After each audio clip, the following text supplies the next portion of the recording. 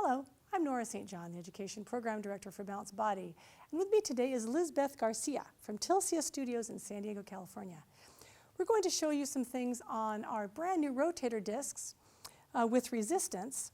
And this is a supine series.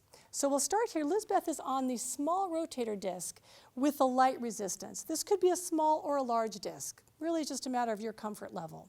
And she's got a large rotator disc with no resistance under her torso. So she rolls back carefully, supporting the head and the hands. We'll start with the feet on the mat, hip width apart or sit bone width apart. And we'll start with just the upper body going into a side bend on that rotator disc. Nice. This is a nice place for me to see how well the ribs move side to side, whether the pelvis can stay steady against that, and if the movement is even on either side. Now we'll keep the upper body still, and we'll do some rotation with the lower body. So the feet are stable now. That means that they're getting a lot of hip hike. This is working dynamically through the quadratus lumborum and the other muscles on the side of the waist. And you want to be a little careful with this one with anybody with sacroiliac joint instability or lower back issues. Now we'll take the knees up to a tabletop position, and we'll put the two together, upper body and lower body working together.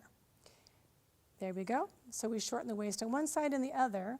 And this is a really nice way to get a very full feeling of a lateral flexion with some resistance on both ends. Very nice. Now we have one last exercise, which is a wonderful challenge, which we call the pendulum.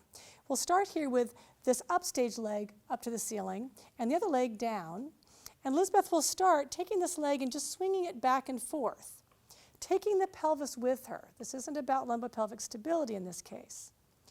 Now once that gets going, she'll add the upper body to that. So it'll just add to that lateral flexion, which is now coming through the whole body. Nice. Now simply because I know it's her harder side, I'm going to make her do this on the other side as well. So starting again with the pendulum, and this is where things can be a little funny, because this is motivating the hip from the waist, not from the hip joint, something we don't usually do. And then adding the torso to that. And here what you'll see is it's harder for her to side bend to the right. So something I might look at as we move forward with her program.